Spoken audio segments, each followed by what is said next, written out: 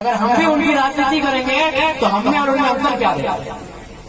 हम लोग अंतर पैदा करेंगे, हम लोग घर को उत्पन्न करने आए हैं। इसीलिए आज इस राज्य में हमें एक स्थान मिला, इस राज्य के लोगों के बीच हम लोगों को एक सम्मान मिला। और बिल्कुल चाहे कोडरमा लोकसभा की बात कीजिए, चाहे बगल में हजारीबाग लोकसभा है और पीछे तो खैर गिरिडीह हम खुद हैं, हजारीबाग लोकसभा है, कोडरमा लोकसभा है। आपने हमारे पार्टी के कैंडिडेट को तीसरे नंबर पर रखा, ये भी हमारे लिए गर्व की बात है। इसके लिए आपका आभार है। जबकि इसी लोकसभा से कदावर नेता चुनाव लड़ते, उनसे ज्यादा हमारे नेता का वोट आया, ये हमारे लिए गर्व का बात है। नहीं, निश्चय आएंगे, हमें उस बात की कोई निराशा नहीं है। क्योंकि है युवा अवस्था में थोड़ा सा कुछ घंटों के लिए निराशा आई थी जब हम लोग चुनाव हार के वहां से मतदान केंद्र से बाहर आए, तो थोड़ी देर के लिए निराशा आई। थोड़ी देर के लिए हम लोग कुछ आंखों में आंसू भी थे कि यार सांसद बनने का सपना टूटा, वो बड़ा बात नहीं है। लाखों लोगों का सपना टूटा, उसके लिए दुखी थे और थोड़ा सा आंसू भी आए थे, क्योंकि हम लोग भी बड़े परिपक्व लोग हैं नहीं, हम लोग भी परिपक्व लोग तो है नहीं, तो नो डाउट हम लोग भी भावनाओं से भरे हुए लोग हैं। लेकिन अंततः हम लोगों ने अपने आप को बैलेंस किया और आज आपको बताना चाहेंगे, आप मेरे चुनाव रिजल्ट 4 तारीख को चुनाव का रिजल्ट आया है। आज शायद जितना भी तारीख है, आज की तारीख से चुनाव के रिजल्ट की तारीख तक गिन लीजिए और मेरे फीडबैक को पता कर लीजिए। मैंने जितने समस्याओं को सॉर्ट आउट किया है, झारखंड के 14 सांसदों ने मिलकर किया। मिलकर क्या? क्योंकि उनका आधा दिन दिल्ली में बीत रहा है, उनका आधा दिन दिल्ली में, आधा दिन गुलदस्ता लेते हुए, आधा दिन वीआईपी लोगों से मिलते हुए, आधा दिन ठेकेदारों से मिलते हुए, आधा दिन टूर में बीत रहा है। इसलिए बीते चुनाव हारने के बाद जितनी समस्याओं का हमने सॉर्ट आउट किया है, जो हमारी हैसियत है, छोटी रहे थोड़ा मीडियम साइज की समस्या रहे, जिन समस्या का हम लोगों ने समाधान किया, ये जो बाकी सांसद ने मिलकर नहीं किया, हाँ वो हमसे अच्छा करेंगे क्योंकि पावर में, वो संवैधानिक पावर में, हम ये नहीं कह रहे हम उनसे अच्छा कर पाएंगे। लेकिन अभी 1 महीना का रिपोर्ट कार्ड बता रहे हैं, आप उन्हें एक भी दिखा दीजिए। आज हम लोग एक दिन में 3 जगह मजदूर बैठे थे धरने पर, 3 जगह हम लोग मुआवजा दिलाए। बगोदर में मलेशिया से डेड बॉडी आई, डेड बॉडी 20 दिन बाद आई और मुआवजा 5 दिन में पहुंचा। वहाँ के जनप्रतिनिधि हार मान चुके थे, यहाँ तक कि पदाधिकारी आईएएस पदाधिकारी बोल रहे थे कि यार इतने भी मान लो विदेश की कंपनी है। हमने कहा एक बार हम लोग को प्रयास करने लगे। आईएएस पदाधिकारी ने हार मान लिया था कि कंपनी विदेश में, मलेशिया में है, अब कैसे लड़िएगा, कैसे मुआवजा लीजिएगा? जो दे रहा है ले लीजिए। 6 लाख दे रहा था, पहले तो 3 लाख फिर 6 लाख। हमने कहा नहीं, कम से कम राउंड में दीजिए। तो फिर बात करते करते हम लोग 5 दिन के भीतर उसको 12 लाख का मुआवजा और डेड बॉडी बात। तो ये नहीं, ऐसा नहीं कि हम लोग कुछ बोले और वो काम हुआ ही नहीं। आपके पास 2 आंखें हैं, आंखें खुली हैं, आपके कान खुले हुए हैं, आप अखबार पढ़ते हैं, आप मोबाइल से जुड़े हुए हैं, आप यूट्यूब से जुड़े हुए हैं, आप सूचना ले सकते हैं। पिछले 1 महीने का हम पूरा 2 साल 2.5 साल छोड़ देते हैं, 1 महीना का आप रिपोर्ट उठा लीजिए। एक जगह नहीं, पूरे झारखंड कोल्हान से लेके गोड्डा तक हमारी टीम गोड्डा बल्कि कोडरमा भी आई थी।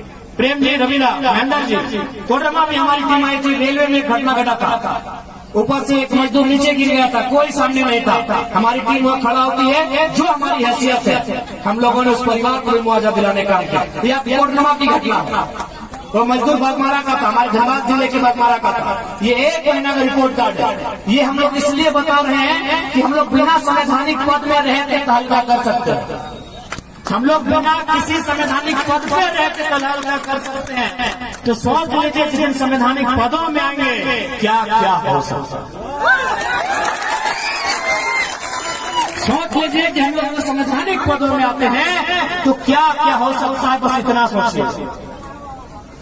विश्वास कीजिए, आपकी शिकायतों को लंबा नहीं खींचा जाएगा। एक टेलीफोन से आपकी समस्या का निदान होगा जिस दिन हम लोग संवैधानिक पदों पे आएंगे। क्योंकि हमने स्पष्ट कहा है कि जब भी कोई पावर में आता है तो उसका एक रिएक्शन होता है। जब भी कोई पावर में आता है, चाहे जंगल का शेर हो, चाहे गजराज हाथी हो, अगर उसको पावर है तो नुकसान किसी को होता है। अगर शेर पावर में है तो छोटे छोटे जीव जंतुओं को खाता है, अगर हाथी पावर में होता है तो बड़ी बड़ी टहनियों को तोड़ता है। ये नियम है, कोई भी पावर में आए। अगर हम लोग भी पावर में आएंगे तो नुकसान होगा। आप अगर सोच रहे हैं कि नुकसान नहीं होगा तो गलत सोच रहे हैं। हम लोग भी पावर में आएंगे तो नुकसान होगा, लेकिन नुकसान उनका होगा चाचा भतीजा। नुकसान होगा भ्रष्ट IAS IPS, नुकसान होगा कब डीसी छवि रंजन जैसे पदाधिकारियों को, नुकसान होगा इंजीनियर वीरेंद्र कुमार जैसे लोगों का, जिनका बेटा तीसरे दिन में 35,000 का टी शर्ट बदलता था, उसको बनियान में घुमाएंगे। हम लोग भी पावर में आएंगे तो नुकसान होगा, बिल्कुल दुनिया की रीत है। जो भी पावर में आता है नुकसान होता है, लेकिन हम लोग पावर में आएंगे तो नुकसान होगा जो करप्शन के साथ मिले हुए हैं, जो करप्शन के साथ जुड़े हुए हैं। नुकसान उनका होगा जो बालू की गाड़ी से चंदा लेते हैं। और ये हवाई बात नहीं, हम एक दिन की घटना बता रहे हैं। हमारे धनबाद के जिला अध्यक्ष हमारे इंतजार कर रहे थे बरवड्डा में, हम गोविंदपुर में थे। हम गोविंदपुर में आए, बरवड्डा में उन्होंने रिसीव किया, वो जान बूझ के गाड़ी बढ़ाई नहीं रहा। तब बोले क्या बात है, चाहे गाड़ी खाए नहीं बढ़ा रहे हैं। बोला आपको देख के पुलिस लोग मुंह घुरा लिया है, यहाँ वे लोग चंदा ले रहे हैं। बोला और 5 मिनट रुकिए ना, ये लोग यहाँ से निकल जाए। अगर राजगंज से तोपचाची तक अगर कहीं हम लोग खड़ा हो जाते हैं, वहाँ प्रशासन के लोग चंदा लेना बंद कर देते हैं। ये माहौल बदले बिना किसी संवैधानिक पद के। अगर संवैधानिक पद में अगर रास्ता से गुजरेंगे ना तो खाली अनुमान कर लीजिएगा हो कैसे। महेंद्र कैसे हैं भगवान? कहाँ है आप? तो फिर महेंद्र हैं, आपके नाम नहीं पड़ा, राज्यसभा है। तो ये हम लोग कोई हवाई बात नहीं कर रहे। आखिर हमने ऐसा क्यों किया? इसका रीजन है हमारे अंदर की हिम्मत, हमारे अंदर का रिस्क। ये जो नेता है ये रिस्की नहीं है। रिस्की क्यों नहीं है? आपको भी मालूम है, इतना पैसा कमा लिया है, इतना ही लोग पैसा कमा लिया है। अब पता नहीं आपके इधर के नेताओं के हाल नहीं जानते हैं, उधर तो हम मालूम है, हमको घर वाली अलग है, बाहर वाली अलग है, पूरा ऐसा चल रहा है। तो जिंदगी से रिस्क है उनको जिंदगी से इश्क है, और जिसको जिंदगी से इश्क है वो तो डरेगा ही। और हम लोग बोलते हैं भैया हम लोग तो कफन से इश्क करके आए हैं, अगर जाएंगे तो 2 4 लोग मचल के लेके जाएंगे।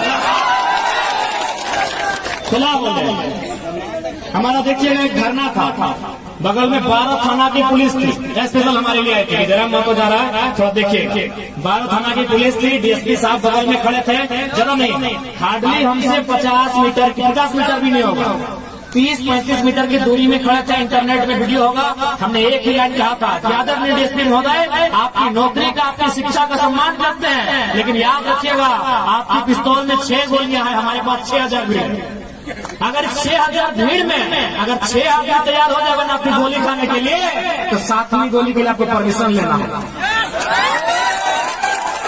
7वीं गोली के लिए आपको परमिशन लेना होगा, क्योंकि आजकल जनता डरती है कि आपसे मुकाबला करेंगे तो केस हो जाएगा, आपसे मुकाबला करेंगे तो 353 लगा देंगे। जिस दिन जनता अपने अंदर के डर को समाप्त कर देगी ना, फिर हमारे अधिकार और हमारे बीच जो खड़ा है उसे इस मिट्टी में जमींदोज होना पड़ेगा। इसलिए इस बात पर हम लोग विश्वास दिलाते हैं